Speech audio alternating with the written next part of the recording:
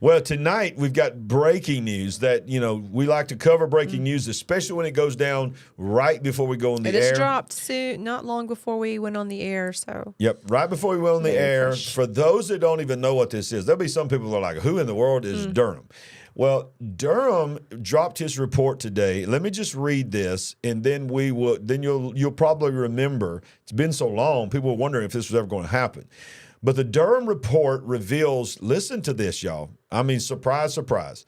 Massive failures in the FBI's investigation of Trump. Special counsel, this was a special counsel that was appointed to investigate the Russian probe. Right. Russia. Remember that?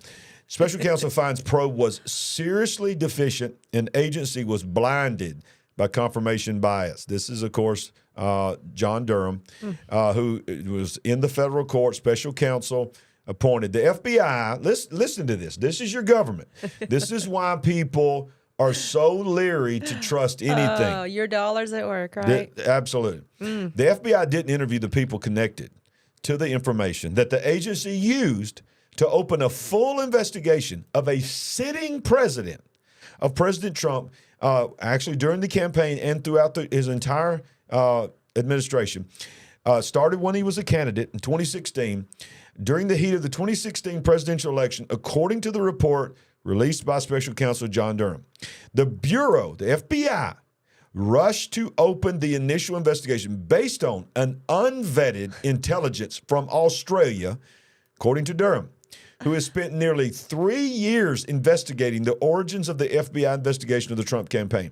The FBI's rush to open the investigation and the shoddy evidence used as the premise for the probe were a departure from how the department treated other politically sensitive investigations in 2016. That includes the inquiry into the Clinton Foundation, which was virtually frozen in the lead up to the election in 2016, and the much anticipated report on what would be known as Crossfire Hurricane, which was what the FBI codenamed the investigation of the Trump campaign. Of course, it goes on to say that they also treated differently a certain Biden's laptop and many other things that really had actual evidence involved. And the one that they literally, his entire presidency, that's all you ever heard was Russia. Yeah. It has now been revealed, and they're all having to admit to it, but it's not even in the news, that there was absolutely nothing. You cannot. Nothing. You just can't believe this after all of the noise and commotion that was made, right? Exactly. Wow. Listen, look at this one part. The special counsel further impugned the Bureau's error-ridden applications to surveil the Trump campaign associate Carter Page. FBI agents applied to renew the secret court warrants on Page despite admitting both at the time and subsequently that they had no probable cause to do so. I mean, how in the world can we look? I love my country, Sandy. I love my country. Right. But how, when we see something on the news, the FBI is reporting, how can we ever again believe that the FBI is the FBI? Well, let me pose a question to everyone out there. If they can do that to a sitting president, think about it. What can they do to you? Absolutely. And we're going to talk about a few of the things that they plan to do to you. Because it ain't just the FBI, it's the IRS. It's like our country has become antagonistic, and I hate to use the word enemy because I'll get flagged on that. To its own people? To its own citizens? Yeah. Turning on its own people. That sounds about right. We're sending billions to other countries. Yeah. We're going to cover the open border and all this. All these people that are not citizens, we are literally taking care of them all around the world and neglecting our own, and not just neglecting our people, turning on our own people. Yes. And making up, no pun intended, trumped up charges. You knew what I was going to say. We need the drums right there. Oh, yeah. Okay. So, listen. All right. So, you know how this show works, y'all. Y'all know how it works. We don't stay on things. We rapid fire because there's so many different. You'd be like, oh, they're going to stay in that vein for a There's while. so much good news. We're just trying to cram it all into one program. Absolutely, absolutely. And by the way, some of y'all coming on right now, just coming in late, didn't get the notification. Don't forget to smash that like button. Nothing in the world helps us. And I'm going to tell you something, Sam, they've been doing good on this. Yes. We have been getting more like buttons than any time since we've been on the air. And what is happening is introducing us to new people. It is, and I love it. I'm loving that. It's great, and they comment. It's just wonderful. Yeah, so thank you and welcome to all the new people. So let's just shift gears here. We wanted to do that because it was breaking news. It just came out today, and we wanted to make sure that we commented on the breaking news. I'm not familiar with this particular news site. I would love to see a story from a site that I'm a little more familiar with. Well, this is actually the San Diego Union Tribune, and of course, we don't know about that, but that is the main paper in the San Diego area. And so let's see what they're saying here. In a crazy coincidence, this happened today. This news article was put out today. 2 earthquakes occurred in one second apart on different fault lines, Sandy. Different fault lines, 1 second apart. Jostling San Diego County, and maybe if we have anybody that lives in the San Diego County area. Before you get any further, was this an article from today? Let me see what the date line is, if I can find it. I think it was either today or yesterday. Okay. It was May 14th. Yesterday? Yesterday. So, okay. May 14th. So this was yesterday. Now, it wasn't major earthquakes, but a 3.4 trembler southeast of Jamul and a 3.6 shaker east-southeast of Campo struck at 5:30 p.m. 5:13. 5:13 p.m. on Sunday on different faults. A pair of small earthquakes occurred 1 second apart late Sunday on a different fault system in the U.S.-Mexico border, producing light shaking in the area. This is absolutely crazy, said Tom Rockwell, a seismologist at San Diego State University. It's very random that quakes on separate faults happen about the same time. Now, the reason that we included this is because so many of our people that watch this also follow Mike from around the world and different people that we get a lot of our information from that we trust. Hey, if anybody out there follows Dutch Sense, I think he's the earthquake guy. Okay. Give us a comment. Yeah. Check it out. See what he's saying. I had not seen this article, heard this anywhere. I would love to see some of the people that I follow address it because it's strange. It on is the very strange. border. Yep. I've never heard of this before. And 1 second apart. And you really study earthquakes. You follow a lot of sites. Not a whole lot, but you follow a lot of sites. I'm a little that talk familiar with it, and I've never heard of anything like this. It's just very curious. Yeah, because most of the time the aftershocks are due to that fault line still moving. But at the same time, within 1 second, and the reason I brought up Mike from around the world and some of these others that we trust, these are not fringe people, that we trust them, is he has been talking a lot about these waves of energy. He's talking about there's a lot going on in our solar system right now that no one in regular news is going to talk about. And one of the things that we hear them saying is that when these waves of energy and the things that are happening in the sun, it is going to affect our Earth and the crust of our Earth and the fault lines. And so this being so unusual. Well, supposedly Earth is expanding because the crust is heating up because of these things that are going on in space. This solar activity, when it's really bad, seems to bring earthquakes a day or so later. Yeah. So we wanted to comment on that, and we don't, not necessarily saying that it's tied to this, but it is interesting that it happened on the border. Also interesting is how USGS seems to almost always downgrade the initial rating. Yeah, you're right. They're right. Because Paul will break in and say 7.0 earthquake, and by the time he comes back later in the day, they've done downgraded to a 6. That happens a lot. Yeah, and that's because they don't want people to know the truth. Yeah, they don't want people to know what's going on because guess what would happen? Panic would ensue. Now, y'all know who this guy is, right? And if y'all live in New York and you follow the news at all, this is the new mayor of New York City. Okay, now this is not a personal attack against him, but he ran on. Listen, we are a sanctuary city. If you want to, we have policies here that are pro-illegal immigrant. Come here. Well, look at the headline today. New York City Mayor Eric Adams is gone before the officials to revoke sanctuary He's status. had enough. He has had it. Because they've had, 500 people show up? What about Texas?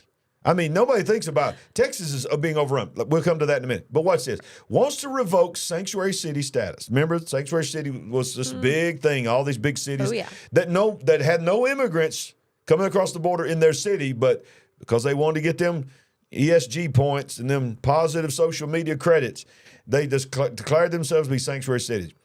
And says, wants to change the sanctuary city status amid illegal alien invasion of New York City. New York City Mayor Eric Adams was finally given a dose of reality about what residents who live near the border have been going through for years. Adams says New York is at a breaking point. I mean, this is New York City. Yeah. Okay, they're at a breaking point due to the number of illegal immigrants who keep arriving in the city and needing services. On Wednesday night, Mayor Eric Adams issued an executive order suspending the city's right to shelter rules, which require the city to quickly locate private rooms. That means hotel rooms for asylum seekers. Quote, no asylum-seeking family that has sought shelter, he's so proud of this statement, from us over the last year has slept on the streets.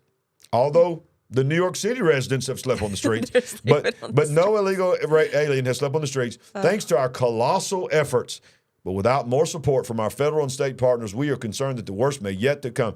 So basically, he goes on to say 130 emergency sites, 8 humanitarian relief centers already open, blah, blah, blah.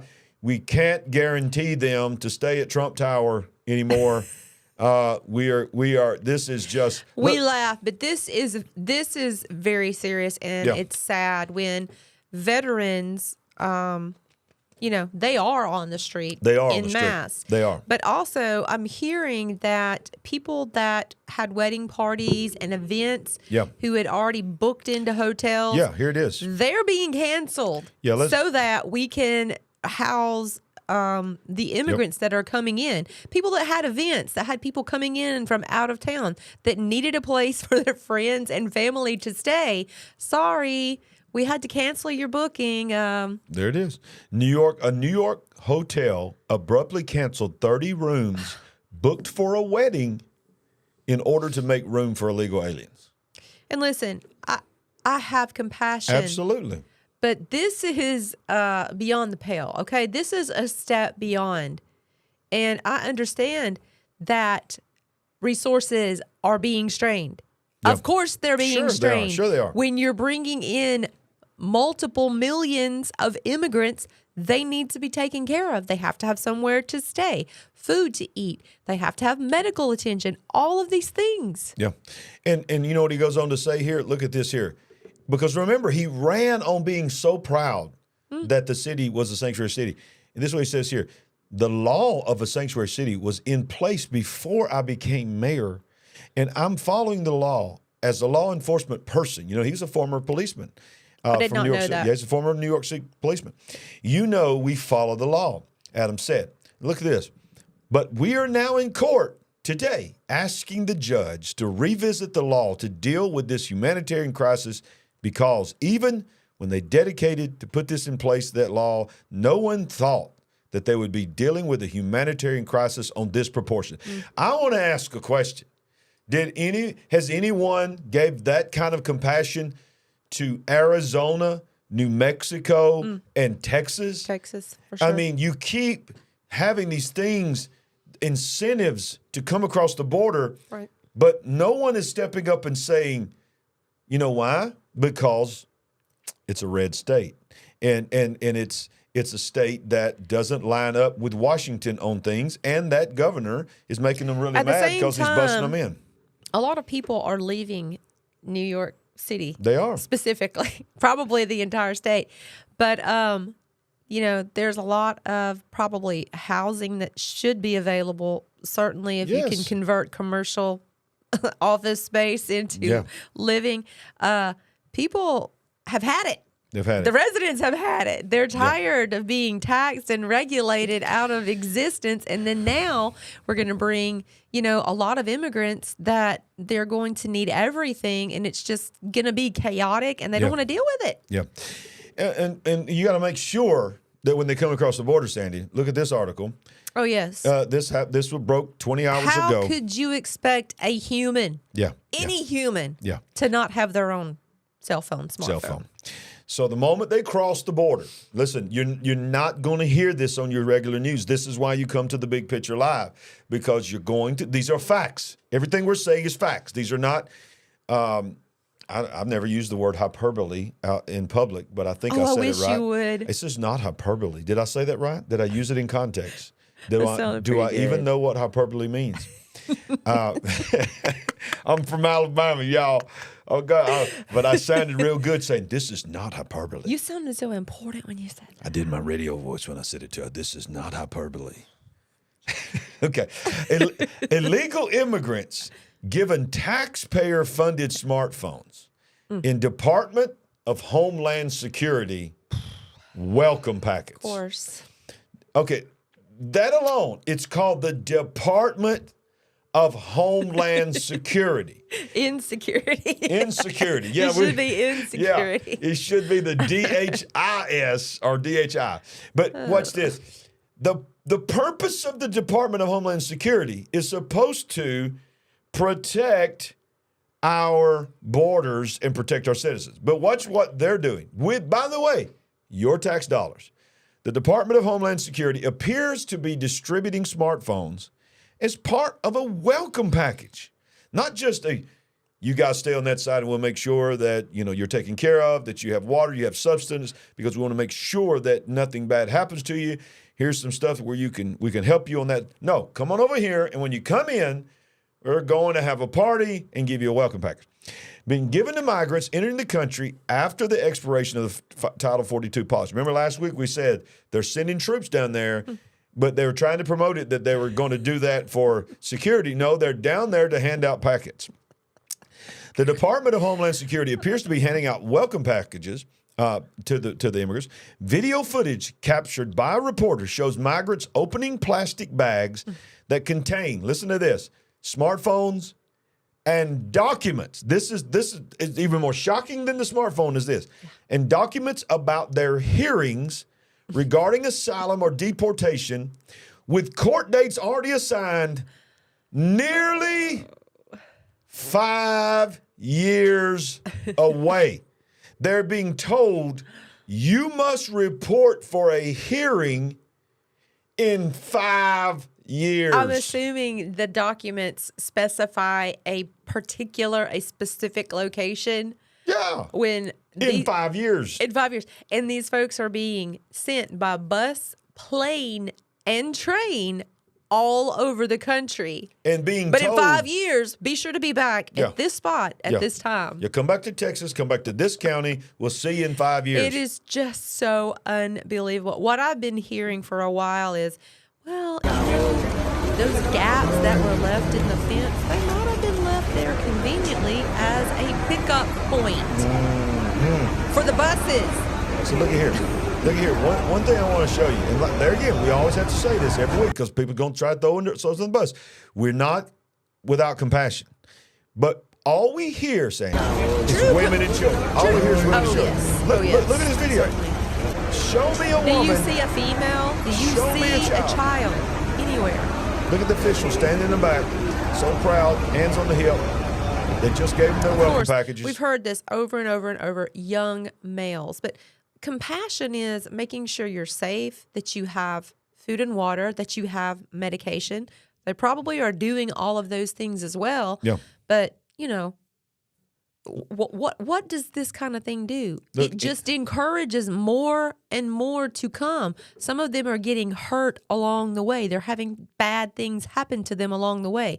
They get here, okay? What happens when the gravy train or whatever you want to call it gets shut off? And all of these multiplied millions of people are here with no job, with no bank account, with no permanent place to stay. That's not compassion. Nope. That's not compassion. Nope, it's not compassion. It's not compassion. And look, when they open these packets, notice right here the paperwork. You see the paperwork laying there beside the bag? So they get a phone, And let me just tell you, they don't just get a phone, Sandy. They get a phone. This is mind-boggling, but it's true. That when they open that phone and turn that phone on, you see the paperwork laying there. I'm going to show you the paperwork. The phone is already preloaded with an app and maps on where you're going, things that you need to know on how to travel within the United States. Many of them are being given these phones on the other side of the border, showing them, these are the ones that came across that they were able to arrest or whatever you want to call it, or apprehend. But there are people sending those phones across to the southern border with maps on the best places to cross. But this app has this phone has a Department of Homeland Security app on it with all the things they need to know on how to assimilate. And then inside that packet, you see the creases in the paperwork because they're folded up inside that packet. Migrants within the same group receive their court dates for 2026 and 2027. They're blacked out, but these I can't zoom in there, but that's what they're saying. These are the years that they're given. Last year, the Biden administration was questioned why illegal immigrants were being given smartphones, to which they replied saying the purpose is so they can track and check in with those who entered the country. Mm-hmm. Fox News House correspondent Peter Ducey, oh yeah, he's going to be the only one that asks the questions, highlighted that many migrants throw the phones away. They throw the phones away. Because they don't want to be tracked. They don't want to be tracked. Don't want to be tracked. In response, White House Press Secretary Jen Psaki at that time brushed off Ducey's comments and said that most migrants have shown up to their court hearings. Well, do you really believe that?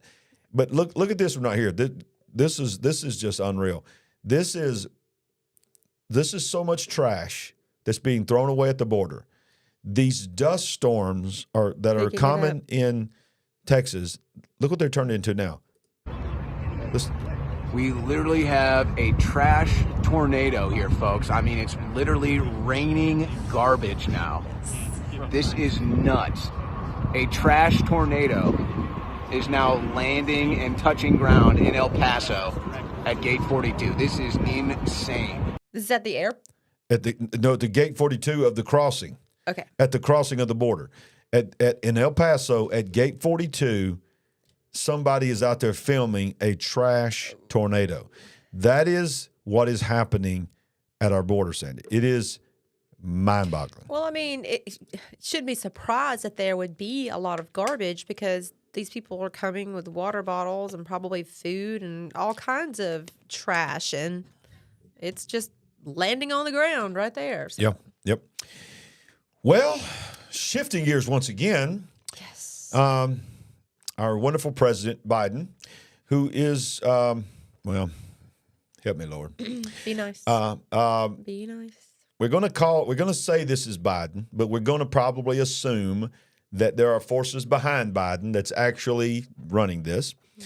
But everything is about the Green Deal. Everything is about the environment. It's the religion of the environment.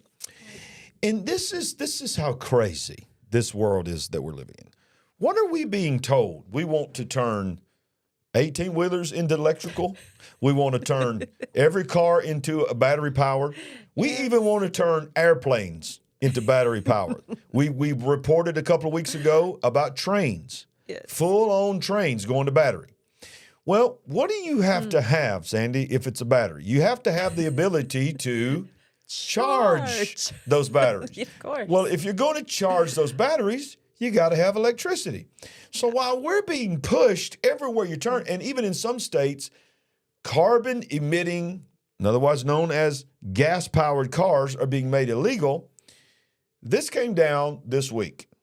This is from Politico. This is a left-leaning website. This is not a conservative website. Politico.com. Biden rule, this is executive order, and trying to get it into law, tells power plants they must cut climate pollution, that's burning fossil fuels, whether it is coal or natural gas, by 90% or shut down. By when? How long do they have? Okay. The administration is launching Washington's new ambitious effort in almost a decade to reduce the nation's second largest source of greenhouse gases and hopes this one will survive in court. Hopes it's going to survive in court. Goes on to say the climate rule would require most fossil fuel power plants to slash their greenhouse gas pollution 90% between 2035 and 2040 or shut down. There was a day that when you said 2035, that it seemed an eternity away. So far. 2035 is not that far away. 12 years. 12 years. I mean, think about it. 90% are shut down in 12 years. Nikola Tesla, we need you. Yeah, we need that free power. That's why they took him out, I think. I think that's why we didn't have Tesla longer than we did. But the highly anticipated regulation was unveiled Thursday morning. It's just the latest step of President Joe Biden's campaign to green the U.S. economy. One of the top efforts by Biden agencies to promote the use of electric cars, subsidize green energy sources like solar and wind, and tighten regulations on products, including gas stoves. By the way, gas stoves are now banned in New York. And now dishwashers. Dishwashers have to use 30 to 45% less water, or you can't buy that dishwasher. In other words, they want you to eat off of dirty plates. They want you to freeze in the winter. They want you to have a car that you can't drive to the beach because you got to pay for a hotel if the hotel's still in business while you charge that thing overnight just to make it to the beach. All kinds of stuff. Sandy, we're in a crazy world. It is crazy. It's like anything they can do to turn something upside down and destroy this country is trying to be done. Unbelievable. Unbelievable. It would be one thing if we were not inundated with electric cars, electric trains, all this, electricity. Now, we want to stop electricity. Yeah. So it sort of seems to me like they just really don't really care about the environment. They just care about shutting you down and controlling you. Or getting rid of you. Or maybe getting rid of you. What was that word you used the other day? Useless. The useless eaters. Eaters. That's how they look at us. But good news. We still have Elon Musk. Yes, we still have the voice of free speech. We still have Twitter. He bought Twitter, and he's the salvation of the world. Elon Musk is our salvation. He's going to make sure, Sandy, that Twitter and the world is not going to go woke. Wait a minute. Where's it at? Oh, no, Sandy. What? What's happening? Elon Musk has now appointed his successor as CEO of Twitter. And look who he just appointed. A top NBC ad executive and influential World Economic Forum. Exactly. Bug-eating World Economic Forum. Klaus Schwab, you shall eat the bugs. No, I think it's a bugs for thee, but not for me. The bugs for thee, but not for me. Listen, what did you expect? What did you expect? He was going to come in and save the world with his love and purity. Let's don't forget, he wants to control your brain with a chip. Listen, this is probably nothing compared to what he's going to do. Let's don't be putting our faith and trust in Elon Musk. Yeah, not any man, but I tried to warn y'all. Now, I do like a lot of stuff he's done. I like a lot of stuff he said. But I don't trust him as far as I can throw him, and I can't throw him. Things get a little more complicated, however, when one considers that in May 2018, Trump named Yaccarino, is that how you say her name? To a 2-year term to the President's Council on Sports, Fitness, and Nutrition. So she's tied to Trump and all of that. But so this is the new CEO. And the reason we're covering this is because we talk about the World Economic Forum all the time here because it's the most powerful force in the world, and it wants to destroy your life. And this woman is on one of the executive boards of the World Economic Forum. So I haven't verified this, but I would assume probably a graduate of the Young Leaders of the World Economic Forum, because I don't see how could she not be? Yeah, exactly. These people are so highly placed. Yeah, I mean, this is a very high position to obtain. And And this is her right here. She is the chairman of the World Economic Force task force on the future of work and sits on the WEF's Media, Entertainment, and Cultural Industry Governor Steering Committee. Now, watch this. In the media and entertainment is social media. So we all know that the World Economic Forum wants to control the narrative. So Elon Musk, I don't understand why he did this, but he has now appointed someone to lead Twitter who is on a board that is the orchestrator and the architect of the narrative, the Great Reset, all the things that we talk about that just happened with the wank and all of that came out of that forum that she's the chairman does it of. not look like either Elon Musk is in with all of those guys, the WEF, or either he's been infiltrated? Yeah. To me, it looks like one of those two things. Either way. Yeah. And, people's going to come back and say, and I've heard people come back and say, well, it's a business decision. She has contacts with Trump. She's this, and this. It doesn't matter. Who you run with. And let me tell you, there is no more evil organization in the world than the World Economic Forum. Yeah. We have covered that. I have a video on my channel talking about, is this place a demonic portal, a demon portal, and it deals with the nation of Switzerland, and it deals with the World Economic Forum. Ultimately, whoever they are, the WEF, whatever they are like the octopus that has its tentacles into everything. Everywhere. They're like Spectre from James Bond. Right? We just watched a little bit of that the other night. We like James Bond. Spectre. Spectre. Yeah, you're right. Spectre.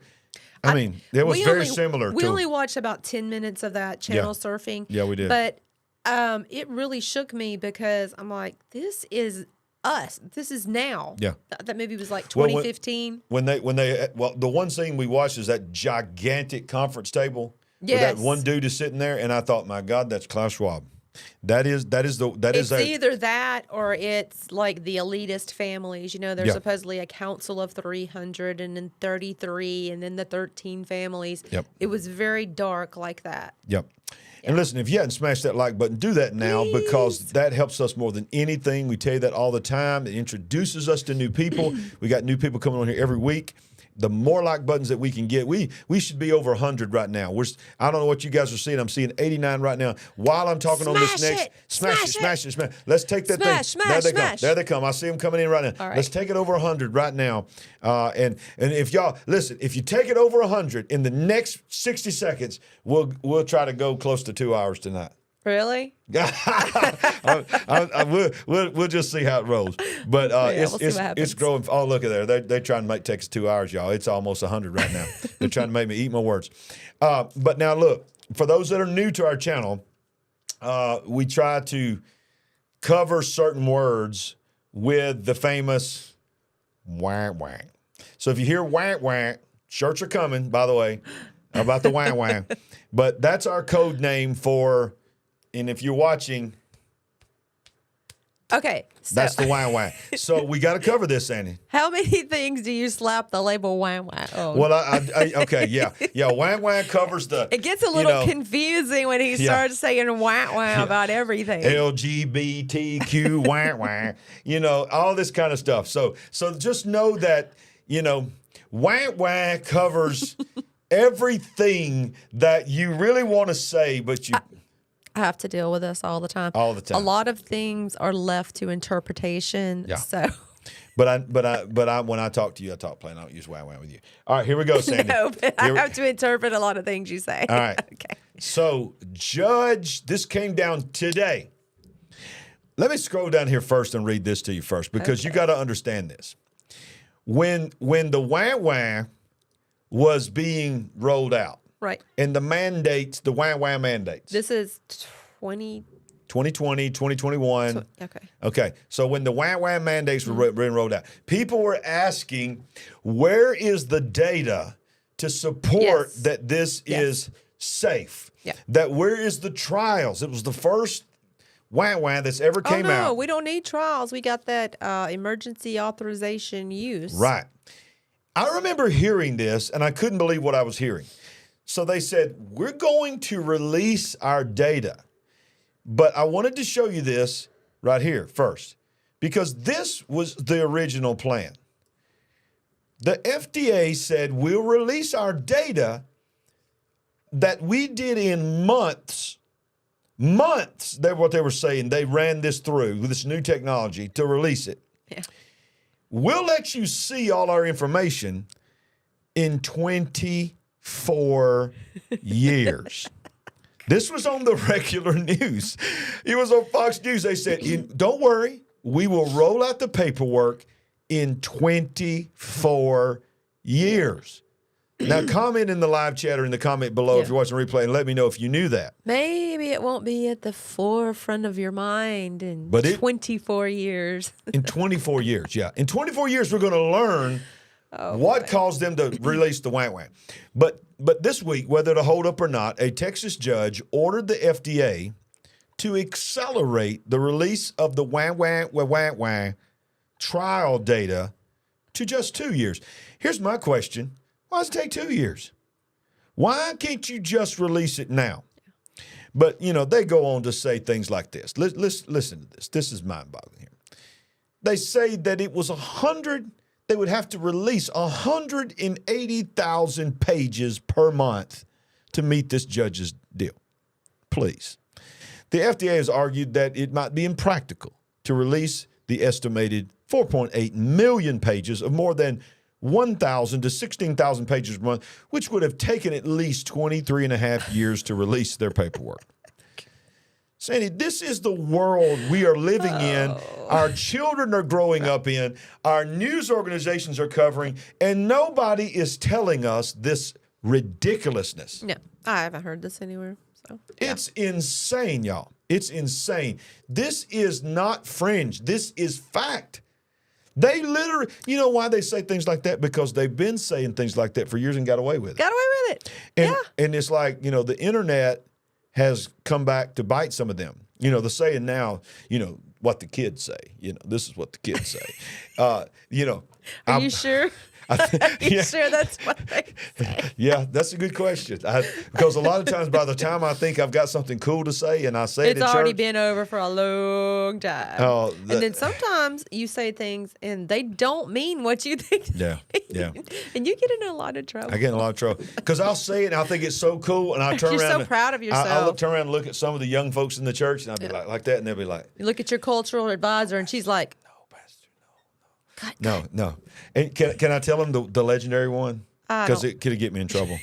But y'all got to know this. This was the legendary one in our church because, I'm 55 years old, y'all. Okay. So when I hear the word chill, I just see myself laying back in my recliner with a glass of sweet tea. Okay. That's what I call chill.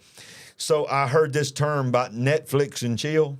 And some of y'all laughing right now because I had no idea. I don't think you did either. I didn't. So I'm up there preaching my heart out. I tell you that I had no idea. And I had no idea why everybody's just dying laughing, crying laughing, can't stop laughing.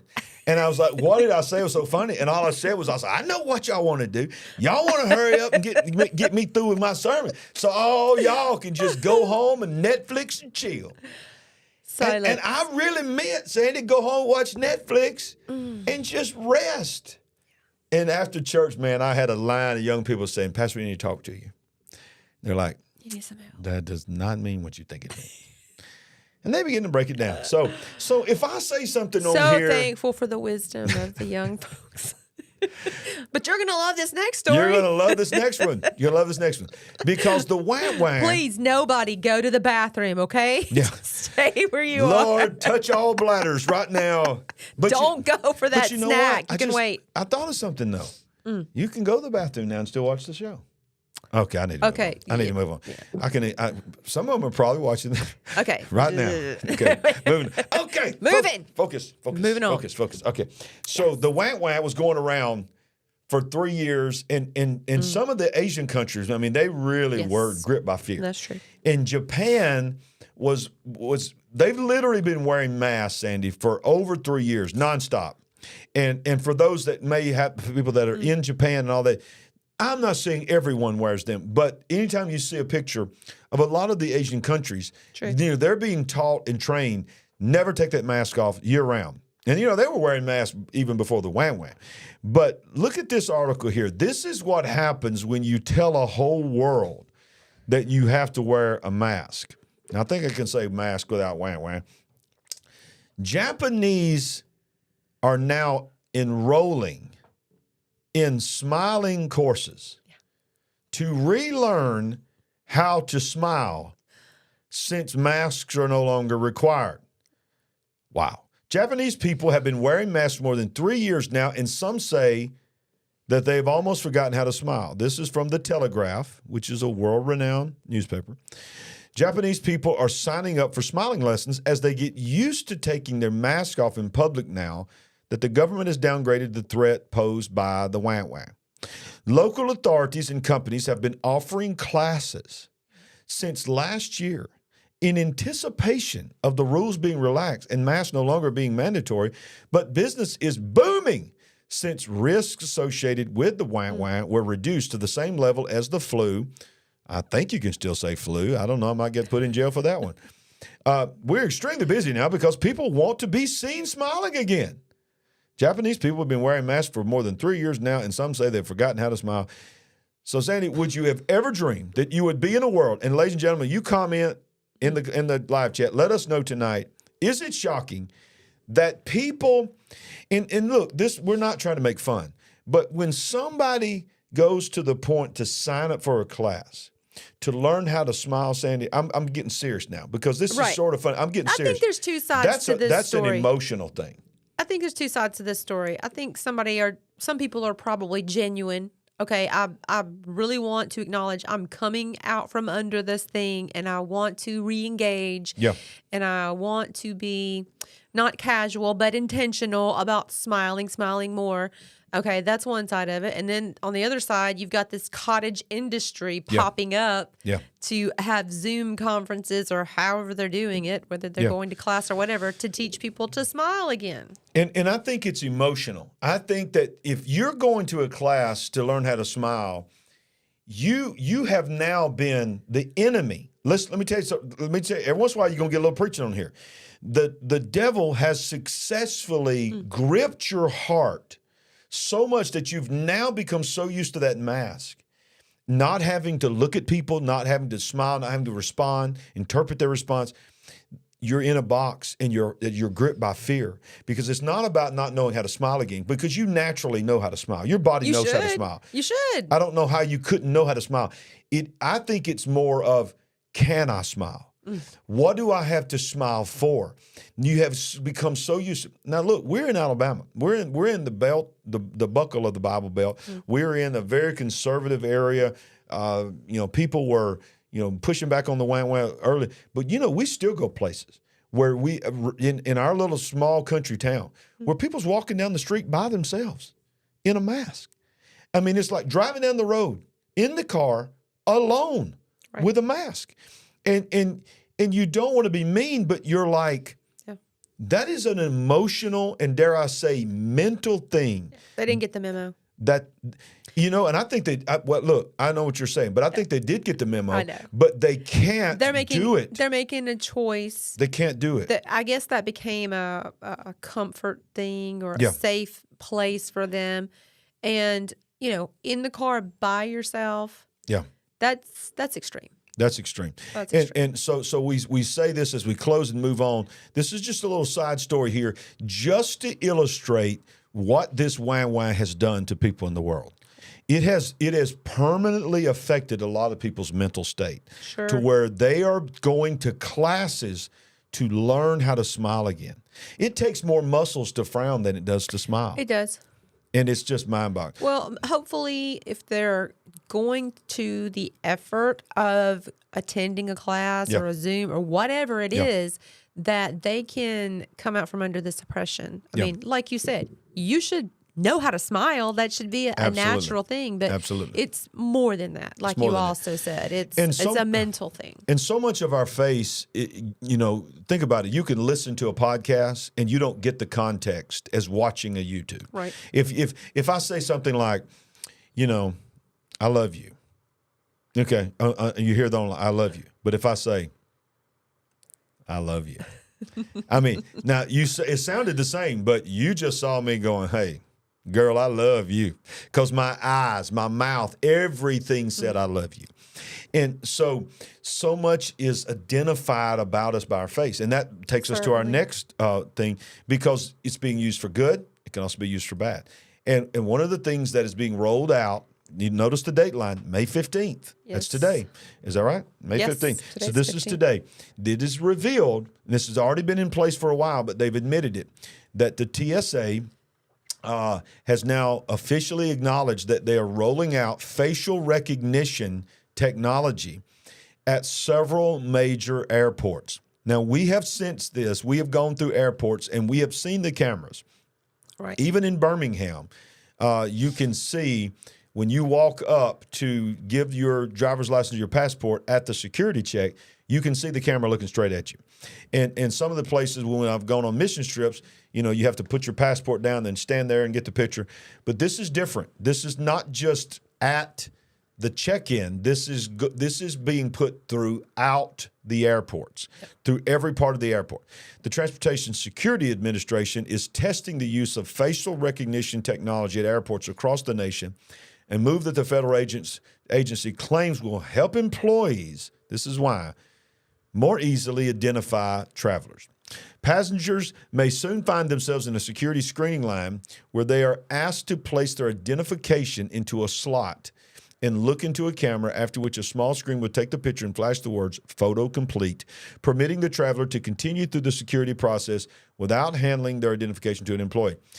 Now, watch this. This is they had that in JFK. JFK, yeah, they did. We did that with our passport. We did that with our passport. I'm familiar with that. Yeah, and that's been in place for international travelers for a while, but now it's domestic. This technology is currently in use right now at 16 airports throughout the country. Atlanta, Boston, Dallas, Detroit, Los Angeles, Miami, Orlando, Phoenix, and Salt Lake City are just a few. These are some of the major ones.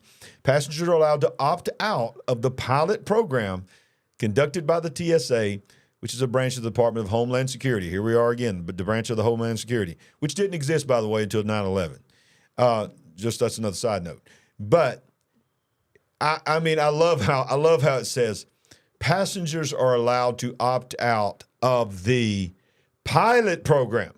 So what is the pilot program? The pilot program, just like when you watch a new series, they have a pilot. Yeah. They put it out. Already recorded several other episodes. Like a beta testing type thing. That's not the only one they wanted to air. That's just the first one. So this is a beta test, or you'll call it that, a pilot program. And you're able to opt out of the pilot program. But when it goes into effect, there is no opt-out. Right. There's going to be no opt. You won't have the opportunity. So you're saying they're just working out all the bugs right now. Yeah, and using us as a voluntary test person.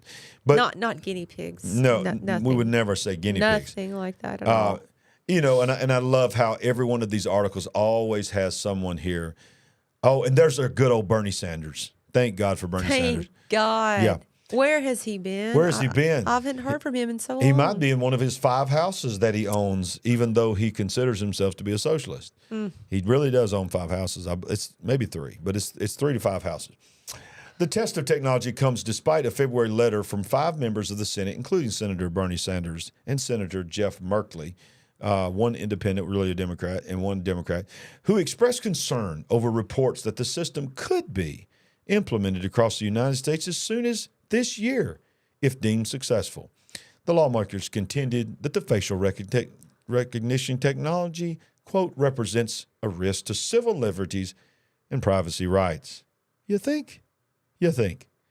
Oh, yeah, we think. Okay, so here's my question. Here's my question before we move on, Sandy. Okay. Why is this not at the border? Do you realize that just this week, a terrorist on the most wanted terrorist list in the world was apprehended crossing our border, our southern border? Just walked right across the border, and in the processing, they figured out who he was. But you know what? You can't walk through an airport. Well. Well. All right. So You still with us? We're at the 1 hour mark, y'all, and we still got more news. We still got more news. Who has hit the smash the like button? Smash the like button. I'm gonna do all kinds of sound effects. Yeah, woo! Yeah, okay. All right. Give them everything we got. Got them everything. We're gonna throw the kitchen sink at you tonight. Continue to move on. Our lovely government. We love our government. God bless America. God bless America. Yes. We love our government. But our government has got some issues. Because a while ago we were talking about the FBI launched a full-scale investigation and purposeful destruction of a sitting president based on nothing. Not a single thing they used as evidence was ever corroborated. Ever. Not one. Okay. We have that. Then we have so many other things we already covered so much I can't even remember. And then we have the IRS. The IRS, which of course is a innocent little organization, small organization, got a few CPAs that, crunching numbers, just making sure that, you're getting your refund on time. All those bean counters. Just bean counters, just good people. They love you so much. They're rushing around right now to make sure you get your tax return. Yep. All of those lovely things. Wait a minute. What? IRS chief, the director of the IRS says they are hiring 1,200. That's a little bit higher than the original number that I heard. But watch this. 1,200 gun-carrying agents. This is not the FBI. No. This is not Homeland Security. Right. These are accountants. Yeah. Okay. So can you imagine going into your local H&R Block and the guy's sitting there with an M16 laying across his chest going, do you have your W-2? Let's check out your wages and earnings. And you're like, okay, can we not talk about? Are you sure you want to check that box? You didn't sign your name on the right line. Yeah. Did you feel? Were all those really deductions? You feel confident in that answer? Yeah. You want to rethink that? The IRS chief says they are hiring 1,200 gun-carrying agents, Sandy, in all 50 states. Applicants. If you want to apply for this job, this is what you have to check off and agree to. Quote, applicants to be one of these agents must be willing. This is chilling, y'all. We're laughing, but this is chilling. This is scary. This is scary. This is like next level. This is next level. With the IRS, they have to agree to, must be willing to use force up to and including the use of deadly force. The IRS.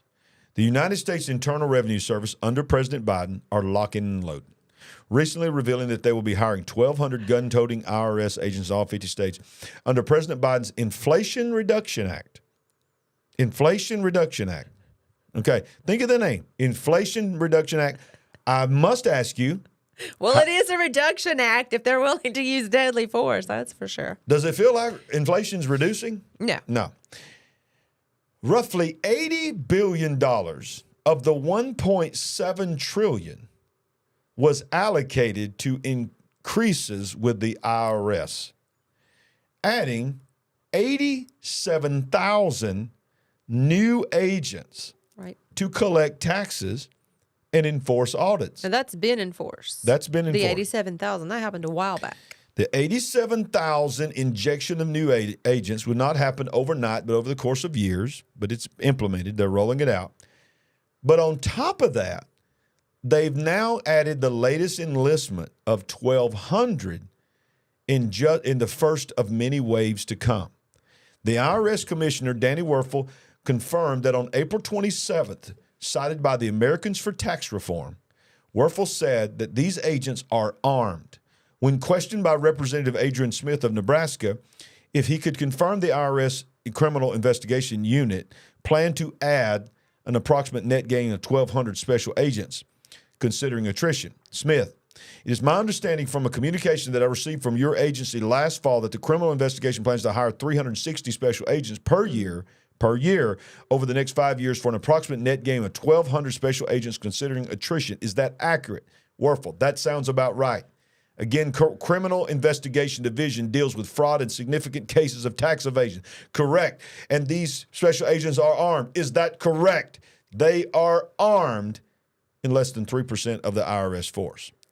So I'm not going to play this video, but this includes 20 sites. Watch this. American Tax Reform reported that their new agents will be hired in multiple recruitment centers across the country.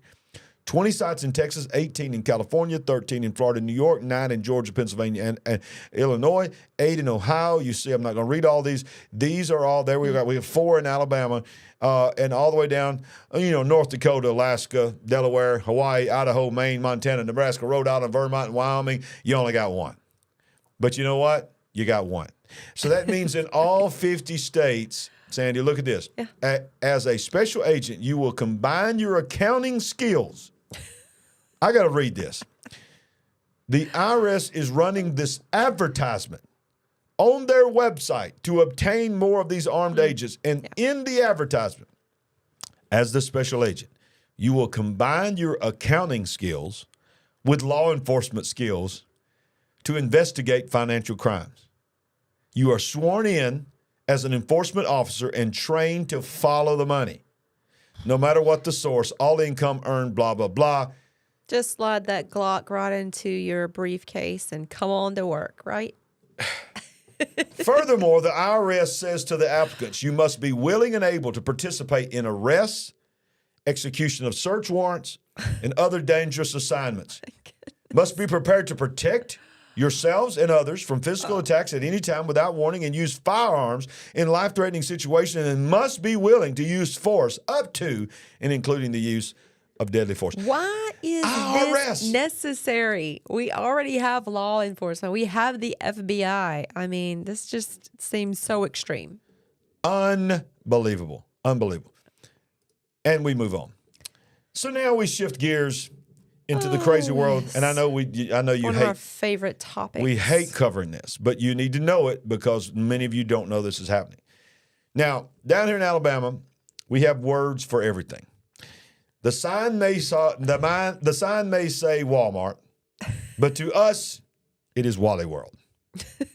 I don't know how you guys do up north, but we call it Wally World.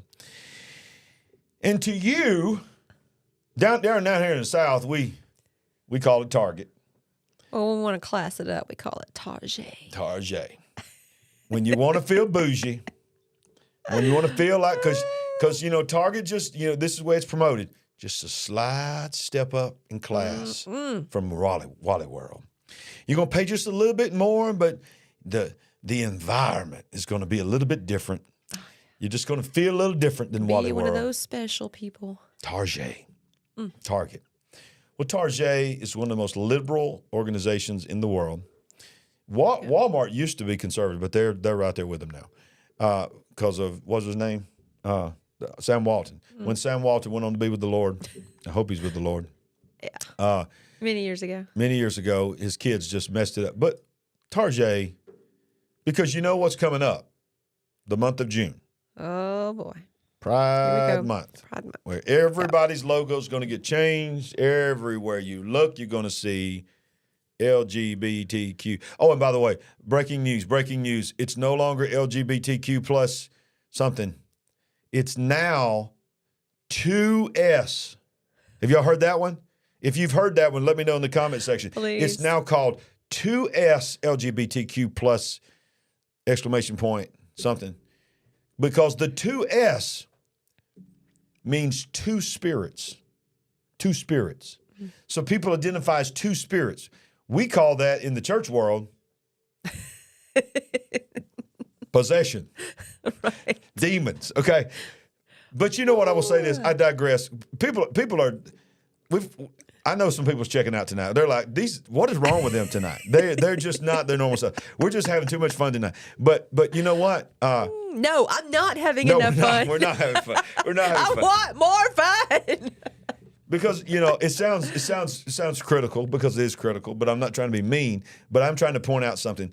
Well, look. The lesbians have fought so hard to get rights, and they were up front. LGBT. L. And then the two spirits just come in and said, you know what? Just like you women thought you was going to win in women's sports, the dude said, no, we're going to come in and take over all your sports. Move over. And the two S's just came in and said, you know what? Nope. They're going to make a show about me on HBO now with the two S's. 2S LGBTQ. I'm getting flagged left and right now by YouTube. There ain't no telling what's waiting for me when I get off of here. But let's go back here and look. Are y'all having fun with us? No, this is not fun. Target slammed for promoting wah-wah friendly slogans on T-shirts for kids and gender-neutral clothing. These are actual pictures from someone going into the section. And by the way, this is right in, and multiple people have done videos on this, right inside the front entrance. So right when you come inside the store, this is a section. This is a section. And I don't know how much you can see on here, but you see the word pride everywhere. And you see this shirt here that's being promoted with a teenage size-looking mannequin. Trans people will always exist. Shoppers are being urged to boycott Target in response to their Pride collection for children. Not a Pride collection, but a Pride collection for children. With one activist group accusing the retailer of indoctrinating and grooming, you're not even supposed to say that word, young people, calling it highly inappropriate and disturbing. And he goes on to say, this is from an article of the Daily Mail, which is, of course, a European place there, or publication. But, and I love this title here, Gays Against Groomers. So even the ones, that choose that lifestyle do not want children to be involved. And this is what you'll find in the kids section. And how sad is it that Gays Against Groomers had to be the one to tell us this? Where's the pastors? Where's the men of God? Where's the women of God telling us this? We're just sharing what the Gays Against Groomers have put. This is what you'll find in the kids section of Target. We urge you to take your business elsewhere. They're indoctrinating and grooming them with LGBTQ ideology. This is highly inappropriate and disturbing. We hope there are enough parents out there to understand how. I'm going to try to play this video here from Twitter. Watch this. This is walking through the section that is just inside the door. Let's see if there's sound on this. I don't think there's sound on this one. But yeah, this is just inside the door, because if it's the video I'm thinking about, and look at all this. But what's mind-boggling is what you're about to see. These are lights. They've got all different types of clothing. But look at these are onesies. These are for babies. These are babies' clothing as well. And look, these are baby garments. What I gotta stop this. Look, every one of those images on this children's shirt is naked. These are drawings of adult people hiding their parts, but every one of them are naked. They are and it's got the words pride, trans, and all this around. They're all naked. These are children's clothing. Children's clothing. Unbelievable, y'all. Unbelievable. Look at this. Let me show you this right here. If I can find it. Nope, it's not in here. But there was a onesie, Sandy, that would look like for a brand new newborn that had trans rights on it. Look, these are little purses and stuff in the children's section. And this is what some people are saying. What you do inside the privacy of your home, as an American, you have the right to do it as long as it's not harming another human being. But you reveal your true heart when you cannot stay away from the children. Yeah. I know you don't want to say anything. I know you don't even want to talk about it. I know it. But it has to be talked about, Sandy. It has to be. Do you know when it was debuted? Next month is Pride Month. But this collection was debuted on the weekend of Mother's Day. Wow. Think about what I just said. The weekend of Mother's Day. Yeah. And of course, I'm not going to show it, but there was a drag show that leaked this weekend. It's a Mother's Day celebration, promoted as a Mother's Day celebration with children 9 and 10 years old. And everything about it was people, not just dressed as drag, but had poles, stripper poles, and everything. Come on. And gyrating in front of the children for Mother's Day. This is...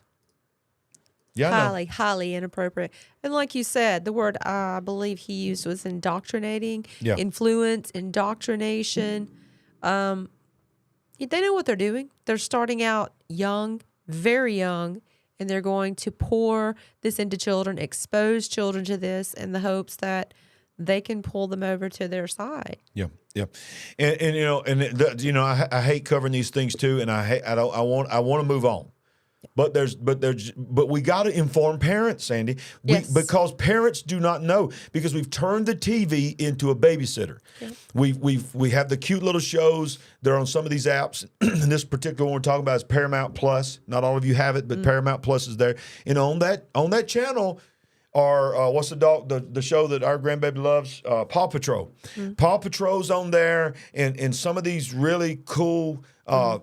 Quite frankly, I've not watched them all, but seem to be innocent shows, and they'll just throw one little thing in there, and it's all designed. Right. Well, one of the favorite movies, because we love action movies, one of the favorite movies that we used to love to go watch, and they're not really that good anymore, was the Transformer movies. You remember those? Because we just loved superhero movies, Transformer movies. And they got a little crazy now. There are dinosaurs and gorillas and all kinds of stuff. There's apes and that are turning from an ape into a machine. Come on, Transformers are supposed to be cars and airplanes. But every one of them, what they do, Sandy, is they'll get big at the box office, and then they'll make a cartoon version of it. It's like they did with Star Wars, like they did with so many other things, and they did this with the Transformers. Transformers has a cartoon. Right. On Paramount Plus. And you may have watched some of it and thought, this is a pretty cool show. No problems whatsoever. Well, think again. So this is the Transformers show on Paramount Plus.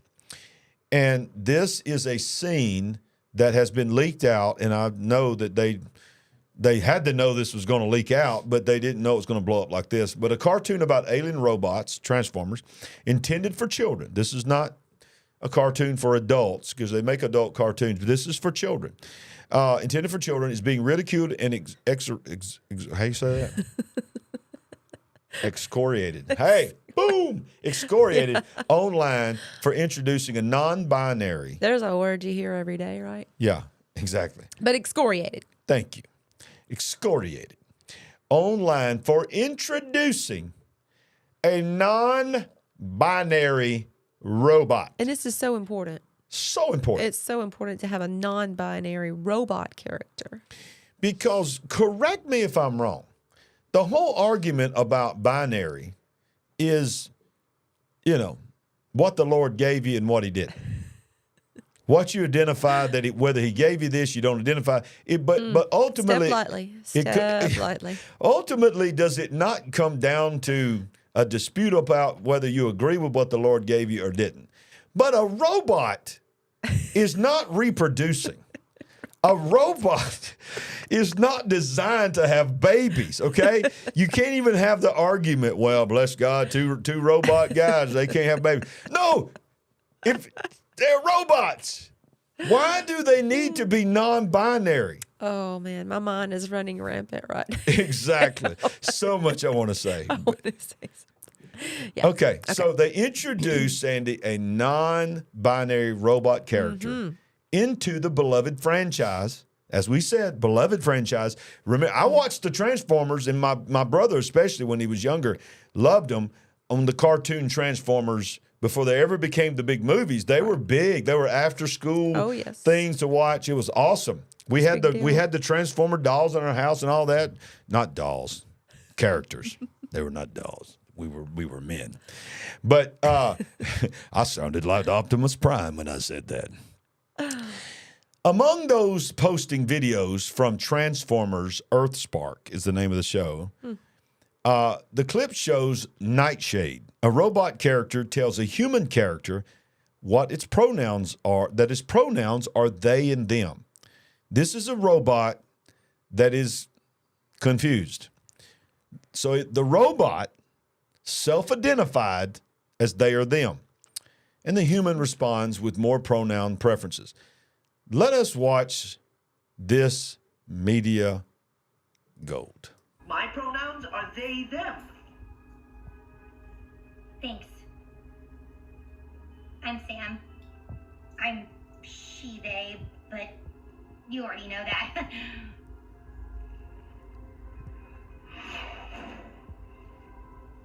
Wow, what an amazing city. I'm sorry for how I reacted. It's just, sometimes the world can be a scary place. It's hard to know who's dangerous or not. That's true, though disappointing. Hey, it's okay. I know I'm safe when I'm with my friends or other non-binary people. Non-binary? People who aren't female or male. Oh, I'm sorry. I shouldn't have assumed.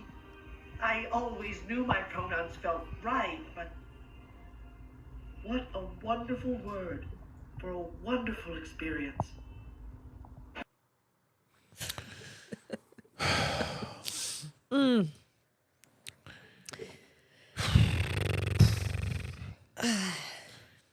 What a wonderful word for a wonderful experience. What we must do, ladies and gentlemen, as parents and adults, remember what the experience is all about. It is ultimately, the agenda is not about what you identify as, just as, your persona and what you see in the mirror.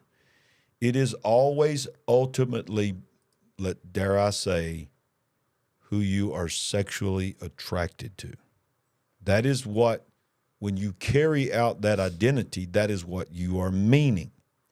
So when you have a cartoon video, it'd be different if it was an adult cartoon and it was an adult robot talking to a full-grown adult. But this is obviously looks like a teenager, okay? Early teenager, right? That's what you felt? Oh, yes. And so it's like... But don't be surprised if it looks like a 7 or 8-year-old in a future episode. Absolutely. I mean, this has been very well thought out in the setting, the words that were used. Mm-hmm. I mean, come on. They're going after our children. What a beautiful city. And then the illumination from the young girl that it goes by they, them. I think that's what she said. Illuminates the mind of a robot. And the robot sits down and goes, wow, what a beautiful word. And they just have a beautiful moment together. Yep. Yep. That's the world we live in. That's the world we live in. And we're being programmed. We're being programmed. I'm going to skip this next story. I'm going to skip this next story, and I'm going to go to this one. Because we are programmed. We are being programmed, not just from TV shows, but there is intelligence, artificial intelligence, AI, that is in place, Sandy, that is not coming. It is here. And we always laugh about it, but we always want to close the show warning you about the new thing that's happened with AI. And one day we're going to have a whole segment with music and all that you'll know it's time for the AI segment. But because every week something happens in AI. Certainly. It's like another well thought out rollout. And I do believe anything that they're presenting to us, there's so much more, so much further advanced that we don't hear about. But yeah, we need to get to this. So what I'm going to do is I'm going to show this first quick article, and then I'm going to play a video, part of a video that is, I want to highly recommend that you go watch this entire video. But, sorry, wrong thing. I'll get to that in a minute. This is an article that says doctors warn AI is an existential threat. Existential. Thank you for being my interpreter. Threat to humanity. Me and Paul was talking about that today. I said, you have your Paul Begley technology. I have my mouth that I can't say words. And he goes, oh, I got that too. He said, Heidi's always correcting me on my words. But it says experts say that we are currently in a place where advanced AI could, quote, learn to bypass any constraints in its code. Doctors are getting involved now.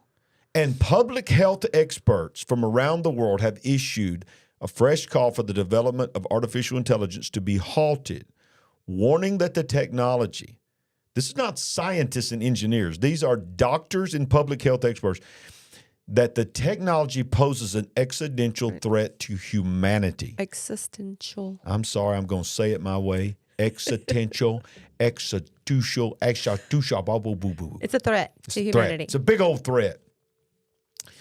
According to a team of medical professionals and global health policy experts, there are 3 ways in which the AI could wipe out humans.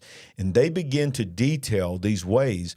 It says the ability of AI to rapidly clean, organize, and analyze massive data sets consisting of personal data, including images collected by increasingly unambiguous presence of cameras. Second, the group warns that AI can accelerate mass murder via the expanded use of lethal autonomous weapon systems. And lastly, the health experts express worry over the potential for severe economic devastation and human misery as untold millions lose their livelihoods to those hardworking bots. So the reason I want to show you this is because of this next thing. Now, I'm not here to debate Glenn Beck. This is not about Glenn Beck. And I even love that this particular episode, he says that he was trying to get the world's leading AI expert on to come in and just talk about AI and the threats of AI. And you know what the guy said?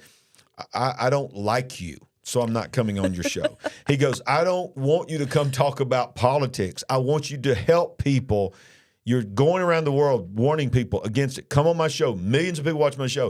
And he goes, no, I'm not coming on your show because I don't like you. I don't like your politics, so I'm not coming on your show. So whatever. He opens with that. But then he introduces this guy. Now, if you have Netflix, if you heard of this, there's a Netflix documentary. I believe it's called The Social Dilemma. Is that it? Is that what? I believe so. Okay. We watched that. The Social Dilemma is scary because this is a guy that was one of the original founders of one of the apps. I can't remember which app it was. And he's advised many of the apps. And now he broke it down, like the analytics side. Yeah. Yeah, he did. What they're doing, why, how. His name is Tristan Harris. And he shows you just how systematically Facebook, Twitter, Instagram, TikTok is literally destroying the world. Yeah. It is frightening. Yep. In an effort to data mine everyone so that they can make more money, obviously, but gain more control as well. Now, we're going to watch just a little bit of this, not much, but this is the interview with Glenn Beck because he has now come out with, this was called The Social Dilemma. Now he's come out with the AI Dilemma. I believe it's what it's called. And it's a 1-hour show. You can search his name and you'll find it. I'm encouraging everybody to watch it. It's him and this other guy having this almost like a TED Talk where he is really breaking down where we are with AI. And nothing that we have said on this program can prepare you for really where we are at. When this man tells you, now this right here, Sandy, I don't know if you've even got a chance to see this yet, but what he is talking about, remember in the movie, The Close Encounters of the Third Kind? It was called that because, there's the first kind of contact, the second kind of contact, and then the third kind of contact, I think, is actual contact with the entities. I can't remember. Taking them on the spaceship. Yeah, I can't remember exactly what they are, but yeah, there's different levels and you're right. Yeah. So this right here is on that level, and I think he calls it the second contact with AI. Listen to this. Some of that. And let's start at, you say this is second encounter. Second encounter. Listen to this.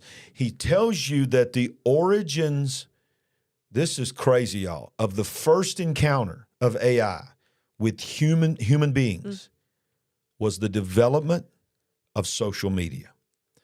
Is known in the industry as the first.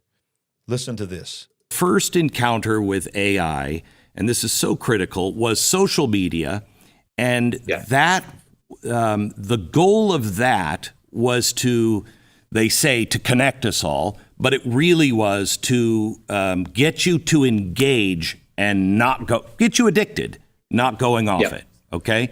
So the problems that we...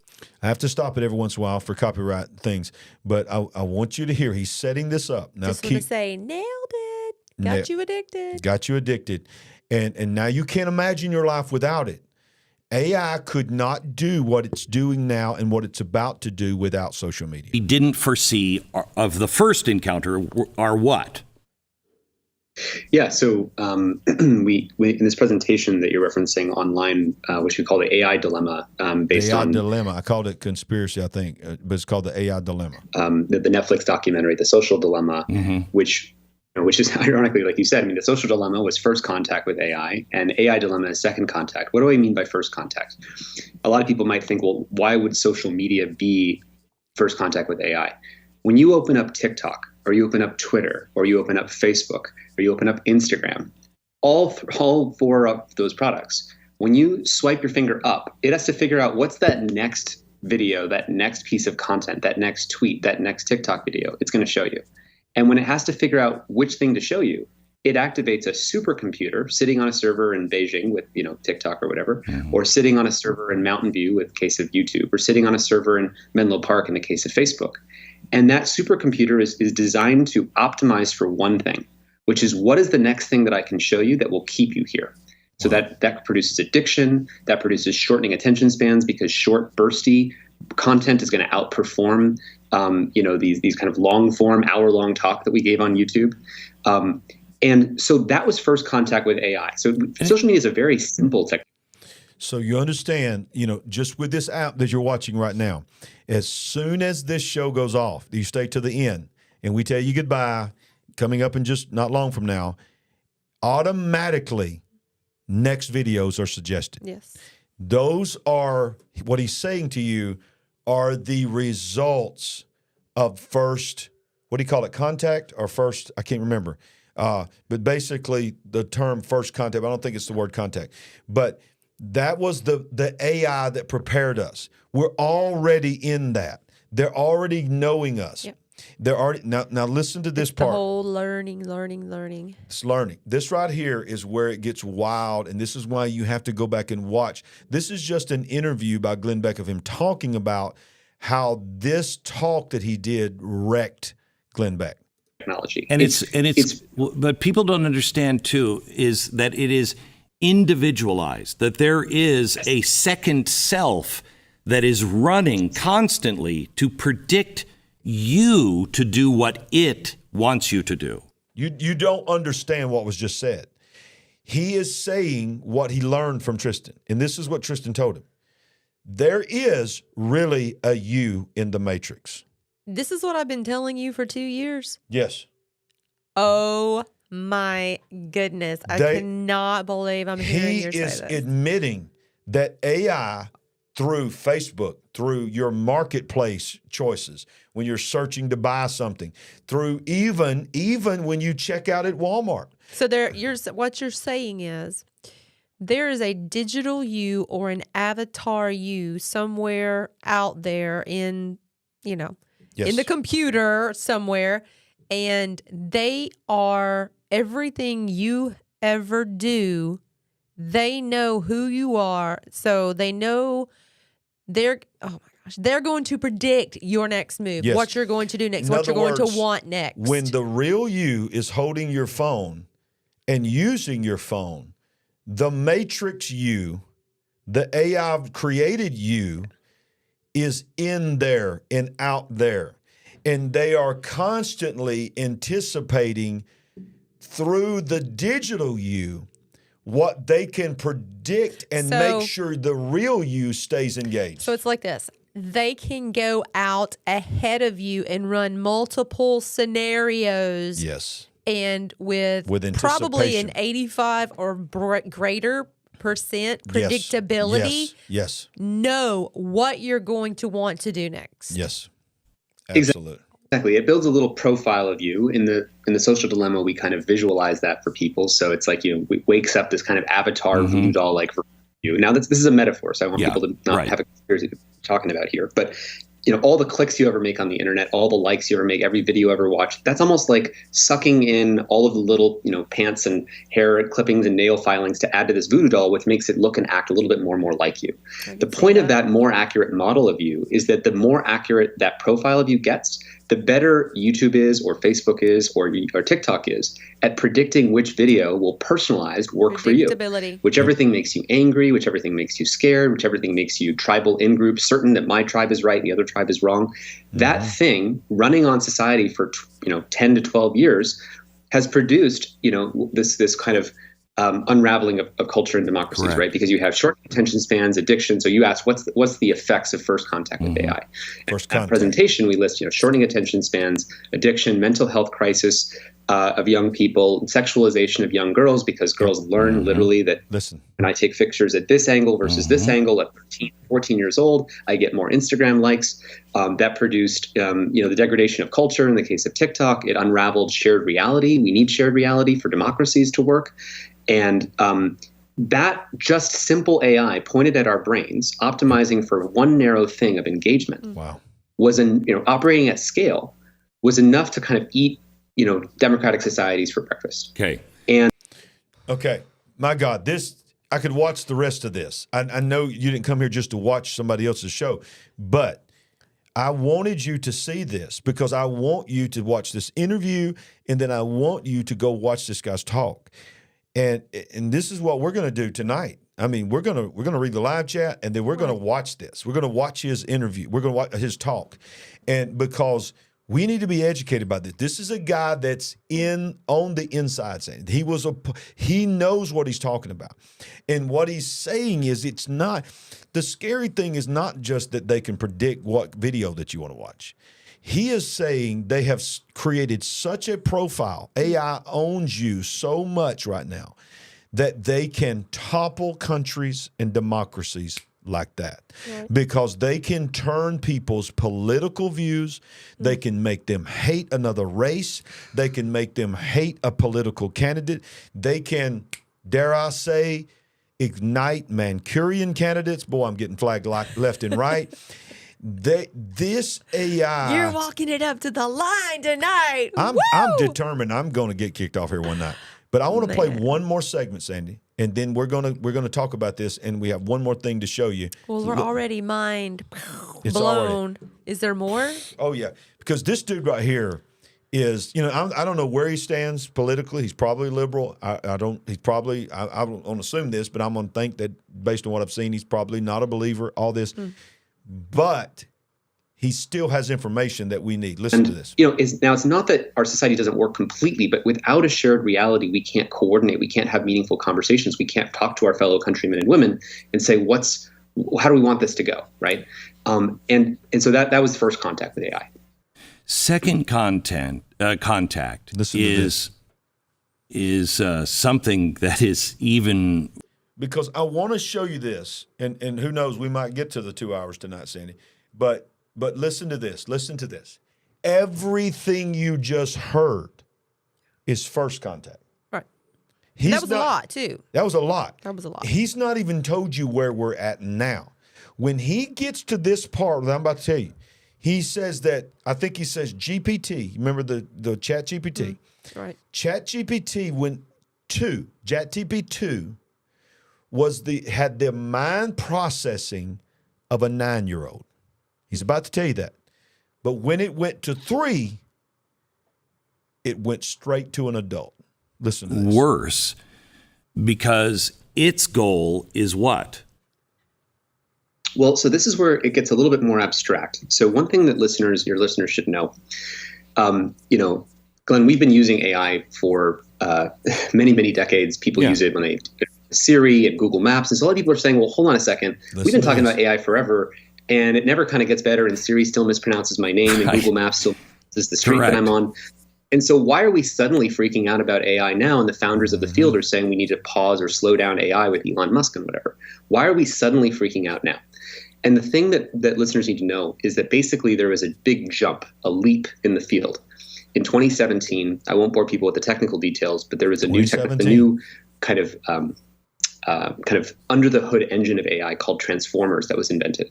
It took a few years for it to get going. I missed it earlier. It was literally the technology called the transformers. That's what he said. Oh my goodness. It was known in the industry as the transformers. Wow. Really got going in 2020. What it did. 2020. What else was going around in 2020? Wah, wah. While everybody was distracted by the wah, wah, Yes. AI was going to the second contact. Is it basically treated. How did they go? Oh, I'm getting a download. How did they go to the second contact, Sandy? We relinquished so much freedom We did. in 2020. We gave so much of our data away. We had no idea that AI was literally growing up through the wah wah. Everything as a language. It was a new way of unifying the field. So when I, for example, was in college, it used to be that an AI, so I studied computer science, and if you took a class in robotics, which is one field of AI, that was a different building on campus than the people who were doing speech recognition, which is another form of AI. That is a different building than the people doing image recognition. And so what people need to know is like, you know, if you think about how much better Siri has got at pronouncing your name, it's only going like 1% a year, right? Yeah. Like it's going really slowly.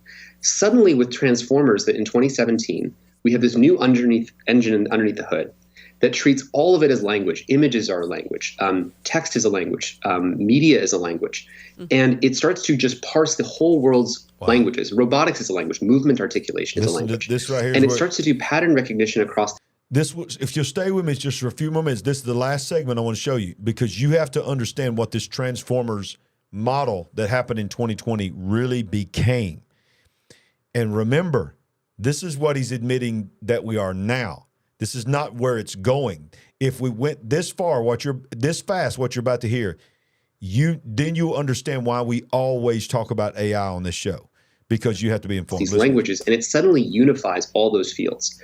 So now suddenly, instead of people working on different areas of AI, they're all building on one foundation. So imagine how much faster a field would go if suddenly everybody in a field who had been working at making 1% improvements on disparate areas were now all collaborating to make improvements on one new engine. And that's why it feels like an exponential curve that we're on right now. Suddenly, you have ChatGPT 3 that's literally read the entire internet and can spit out, you know, like long form papers on anything, right? You could it ends 6th grade homework. It has read the entire internet. It allows you to take someone's voice. I could take 3 seconds of your voice, Glenn, and just by listening to 3 seconds of your voice, I can now replicate or copy your voice and don't say anything. And they say, "Hey, hello, is someone there?" And when they say, "Hello, is someone there?" I've got 3 seconds of their voice. Now I can call you and say, "Dad, I forgot my my social security number for something I'm filling out at school. What's my social security number?" Whoa. And we used to make this as an example of something someone could do. 3 seconds. All it takes is 3 seconds of your voice to do that with AI now. No, and it's since happening. it's actually happening now. Yeah. Now, I don't freak out people too much. So I want your listeners to ground a little bit that while this is happening, it's not happening everywhere all at once, but it is coming relatively quickly. And so people should be prepared for how fast it's going to move. What I used to say, because I've been reading Ray Kurzweil's curves, this talk that we gave, the AI dilemma. I want to zoom right here. Revolution took 100 years. All right, this will be the last. What happens when I start applying AI to itself? AI, again, nukes don't make better nukes, but AI makes better AI. AI makes better bioweapons. AI makes. What he's saying, ladies and gentlemen, right here in this segment, is he's saying this is where we're almost at, to where AI now does everything so good that it is literally improving on itself. And every industry, it will be the best at that industry. It will make the best nukes. It will make the best cars. It will make the best computers. Wow. So there's nothing left. It is only thing that's left is for it to improve upon it. Better cyber weapons. AI makes better information, personally tuned information. It can recursively self-improve. And people need to understand that because that will give them an intuition for how fast this is coming. And to your point, the Industrial Revolution took 100 years. This is going to happen just so much faster than people understand. I mean, literally in our talk, in our presentation, we referenced the fact that one of the co-founders of one of the most significant AI companies called Anthropic, that Google just poured, I think, another $300 million into. The founder of that company says that basically it's moving faster than he and people in the field are able to track. If you're literally not on Twitter every day, you will miss important developments that will literally change the meaning of economic and national security, because these things are changing society so quickly. So one of the things that we could go on all day. Yeah, so it's a lot. So we're going to come back and we're just going to remind you what is going on here. This is a move towards a system that we talk about here on this show. Yes. There is a system that we have known, the people of God have known, that is coming, and no one would have ever dreamed that it would really actually ever happen. The world didn't believe this could really happen. But this is Terminator. This is the movie Terminator. Yes. Do you know what he goes on to say, Sandy? This is why I want everybody to go back and watch. I saw in the live chat, people was asking about this show. This is the Glenn Beck program, not this program. This is the big picture. Was Ray Kurzweil the one that wouldn't come on his show? Yes, he was. Okay, well, he said he was reading his book, and I was trying to think of the name. That was him. Ray Kurzweil. Yes. Yeah, that was the one. He goes, I'm not coming on your show because I don't like you. Yeah, so that's why. But he literally, in this program, he talks about not only about where this thing is going so fast, is that he says, and one of the things I was talking about a while ago that we didn't get to, I thought it was about to happen, but it's maybe a little bit later than that, is he said, and Glenn Beck was sort of laughing about it because he said at GPT-2, it had the reasoning and the mindset of a 9-year-old. And Glenn was like, have you ever been manipulated by a 9-year-old? And of course, they both laughed and said, of course we have. He says, but watch this.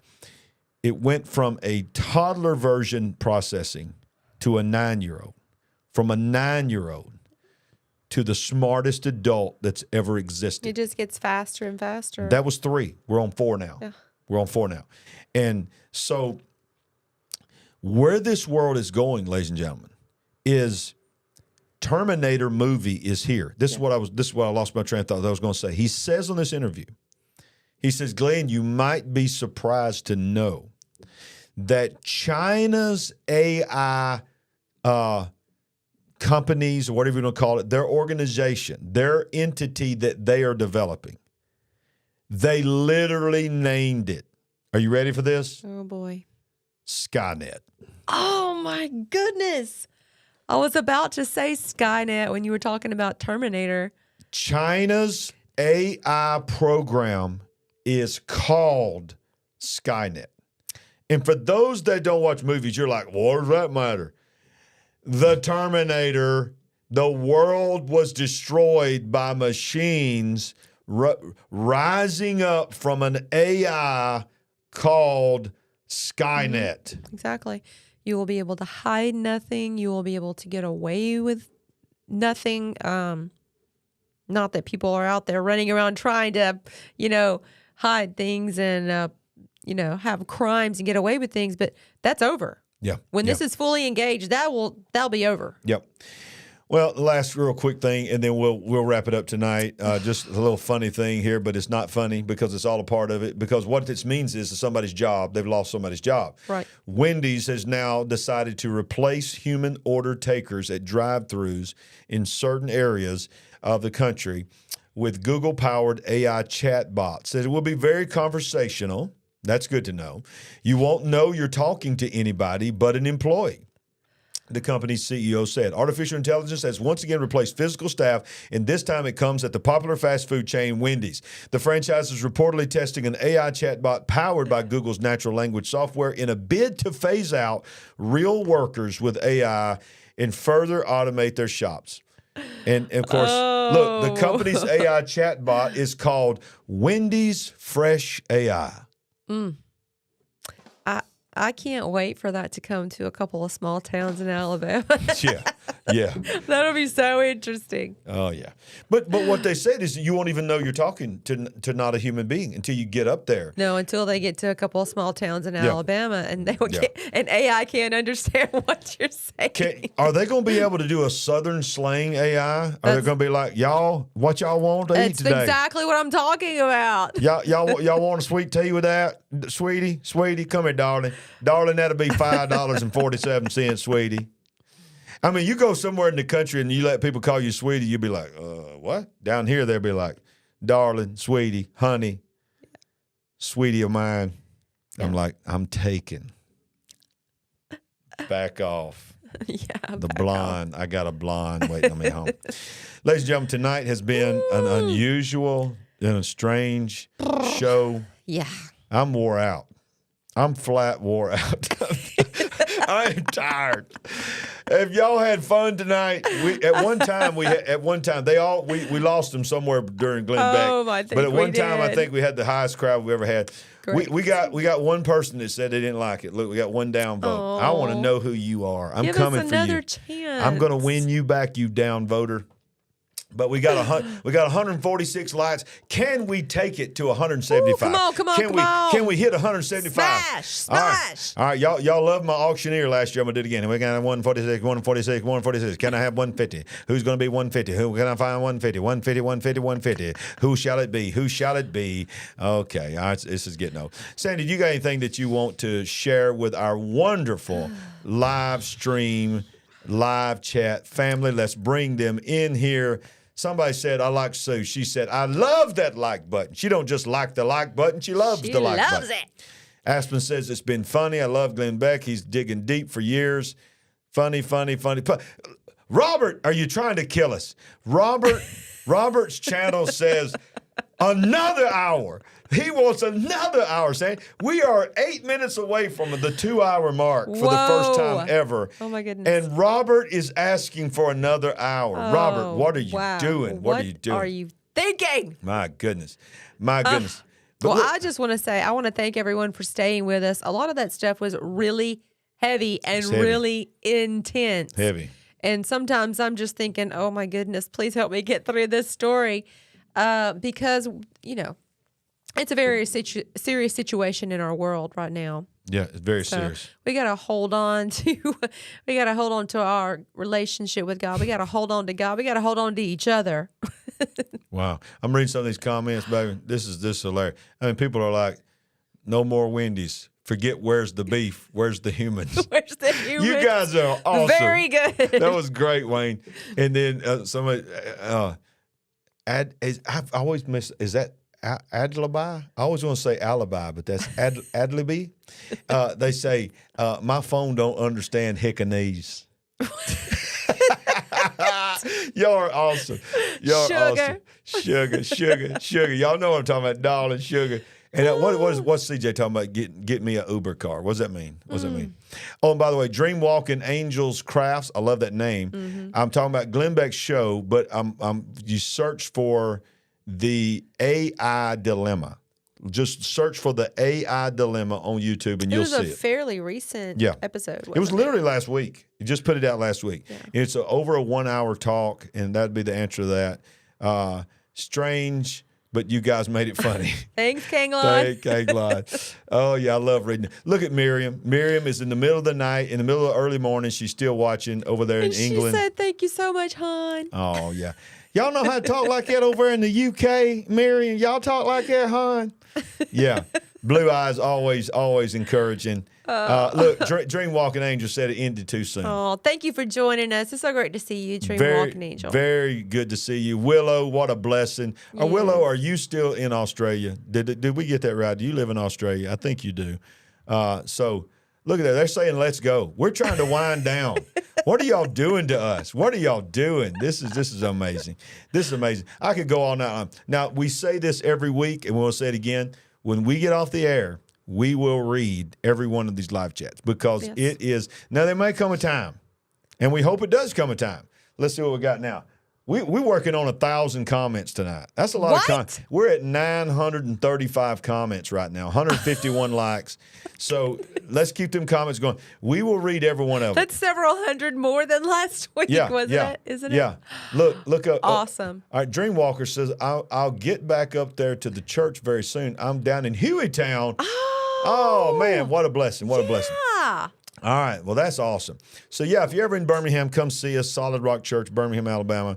But listen, go back and watch some of our shows from our Bible studies and share our show with as many people as you can because we want to grow this online family to the world. Quite frankly, we need your help if we're going to continue putting these news stories out there because it gets a little tough. Yeah. Okay, Willow says she is living in the U.S. right now. She's in the U.S. Great to know that you're here with us. No, Bishop, I'm Australian living in the U.S. Well, I started trying to talk like an Australian. No, don't do it. Don't do it, babe. All my accents.